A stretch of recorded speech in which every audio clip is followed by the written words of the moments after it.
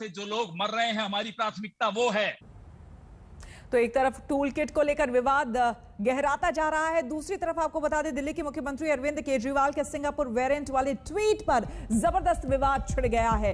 इस बयान पर सिंगापुर ने जबरदस्त एतराज जताया है। सिंगापुर ने भारतीय उच्चायुक्त को तलब किया और कहा कि राजनेताओं को सच बताना चाहिए। सिंगापुर वेरिएंट जैसा कुछ भी नहीं है। कूटनीतिक नुकसान को देखते हुए विदेश मंत्री एस जयशंकर ने भी ट्वीट किया है और केजरीवाल के बयान को गैर जिम्मेदाराना बताया है और कहा है कि इससे भारत सिंगापुर के मैत्रीपूर्ण रिश्ते को नुकसान हो सकता है। जयशंकर ने यह भी कहा है कि दिल्ली के मुख्यमंत्री के बयान को भारत सरकार की राय नहीं मानी जा सकती है। आपको बता दें कि बाकायदा मुख्यमंत्री अरविंद केजरीवाल ने एक ट्वीट किया था जिसमें कहा था सिंगापुर वेरिएंट का बयान उन्होंने दिया था उसमें, और यह कहा था कि इससे बच्चों को खासा नुकसान हो सकता है। केजरीवाल के बाद अब दिल्ली के डिप्टी सीएम मनीष सिसोदिया भी कोरोना के सिंगापुर वेरिएंट वाले विवाद में कूद गए हैं। सिसोदिया ने केंद्र को चेतावनी भरे लहजे में कहा है कि केंद्र सिंगापुर से रिश्ते देखे, लेकिन हम अपने बच्चों का ध्यान देंगे। तो सिंगापुर में जो स्ट्रेन है उसके बारे में बोला और दूसरा बच्चों के बारे में बोला। आज भारतीय जनता पार्टी की और केंद्र सरकार की जो प्रतिक्रियाएं सामने आई हैं उससे साफ हो गया है कि केजरीवाल जी को तो बच्चों की चिंता है और भारतीय जनता पार्टी और केंद्र सरकार को सिंगापुर की चिंता है। उनको दिल्ली के देश के बच्चों की चिंता नहीं है, उनको सिंगापुर की चिंता हो रही है। बच्चों की वैक्सीन नहीं लाएंगे, सिंगापुर की चिंता करेंगे। आप देखिए कि लंदन में एक नया स्ट्रेन आया था पहले, उसके बारे में भी बहुत लोगों ने अलर्ट दिया था। साइंटिस्ट ने वार्न किया था, डॉक्टर्स ने वार्न किया था कि लंदन में एक नया स्ट्रेन आया है और उससे पूरी दुनिया को अलर्ट रहने की जरूरत है। भारत सरकार ने समय रहते कोई कदम नहीं उठाया और लंदन में आए उस स्ट्रेन की वजह से और भारत सरकार की लापरवाही की वजह से आज देश की हालत देखिए क्या हो गई है। आज पूरा देश उसका खामियाजा भुगत रहा है।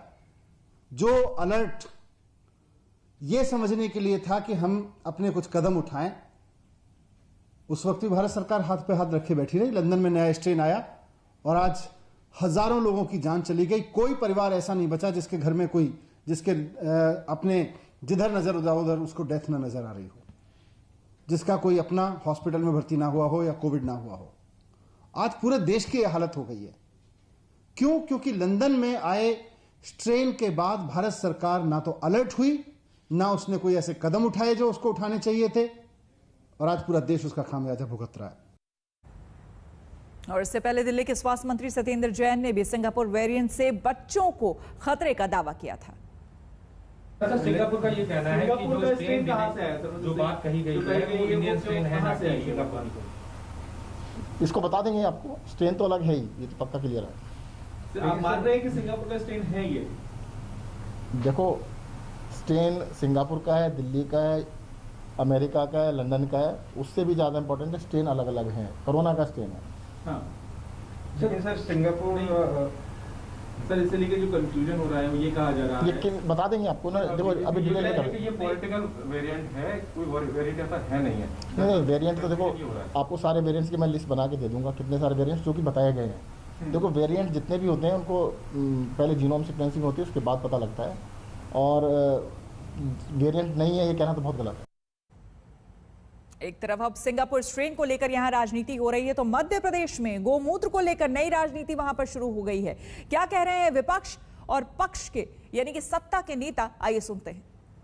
शक्ति का उदाहरण है और गाय का, देशी गाय का पालन करिए।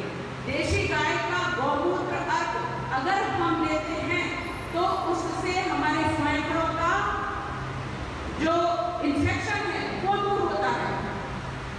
मैं बहुत तकलीफ में हूँ, लेकिन मैं प्रतिदिन गौमूत्र अर्क लेती हूँ और इसलिए मुझे अभी कोरोना के लिए कोई औषधि नहीं लेनी पड़ रही है, ना ही मैं कोरोना ग्रस्त हूँ और ना ही ईश्वर मुझे करेगा कि मैं उस चीज का, उस औषधि का उपयोग कर रही हूँ। प्रज्ञा सिंह ठाकुर जी जो कि भोपाल की सांसद हैं, वरिष्ठ बीजेपी नेता है, वो आती हैं और एक स्टेटमेंट देती हैं कि गौमूत्र से फेफड़े ठीक होते हैं, कोरोना नहीं होता और कोरोना का इलाज होता है। आज सारी दुनिया ऑक्सीजन इंजेक्शन, और जब सीरियस हो जाए कोई पेशेंट कोरोना से तो उसको वेंटिलेटर लगता है। और ये कह के जब गांवों के अंदर इस समय संक्रमण फैला हुआ है, वो ग्रामीण लोग जो आस्था रखते हैं गौ माता में, गौमूत्र में, तो ऐसा ना हो कि वो जो एलोपैथी के वेल एस्टेब्लिश्ड WHO के इलाज हैं उसको छोड़कर केवल इस पे आधारित हो जाएं, जिससे अनहोनियां हो जाएं। इसलिए मैंने एक पत्र लिखा है केंद्रीय मंत्री हर्षवर्धन जी को और भोपाल के स्वास्थ्य विभाग NHM को कि ये साइंटिफिकली प्रूव करें, ICMR इस पे सील लगाए और DRDO इसको स्थापित करे कि ये इस इलाज से कोरोना का इलाज होगा। और इन राजनीतिक बयानों के बीच आपको हम बता दें, हमारे संवाददाता सुजीत झा बिहार के एक गांव में पहुंचे, एक कस्बे में पहुंचे, जहां पर वो जायजा लेने पहुंचे एक अस्पताल का। मुजफ्फरपुर के पास जब वो पहुंचे तो अस्पताल तो उन्हें चमकदार बेहद दिखा, लेकिन डॉक्टर यहां नदारद थे।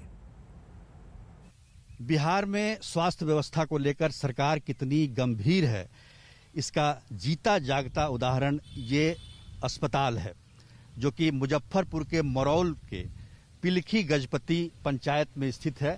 ये शानदार आप बिल्डिंग देख रहे हैं, ये मातृ शिशु मेमोरियल हॉस्पिटल है और ये अभी बंद पड़ा हुआ है। आप देखिए इसमें लंबा चौड़ा इसका भवन है। इसमें सामने डॉक्टरों के रहने के लिए का भी पूरा इंतजाम है। इसमें फ्लैट बनाए गए हैं, स्टाफ के रहने के लिए फ्लैट बनाए गए हैं। बिहार सरकार ने 2016 में यहाँ 50 स्टाफ की नियुक्ति के लिए पत्र भी निकाला था, जिसमें से 12 जो विशेषज्ञ डॉक्टर की नियुक्ति होनी थी, यहाँ पर एक प्रभारी चिकित्सक की नियुक्ति होनी थी, लेकिन हुआ कुछ भी नहीं।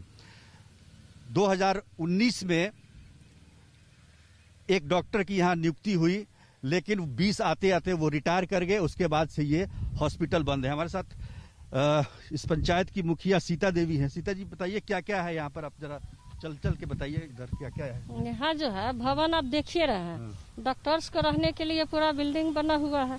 उसके बाद जो है भवन के अंदर में बहुत बड़ा बड़ा हॉल टाइप का है, लेकिन यहाँ कोई बेड की व्यवस्था नहीं है।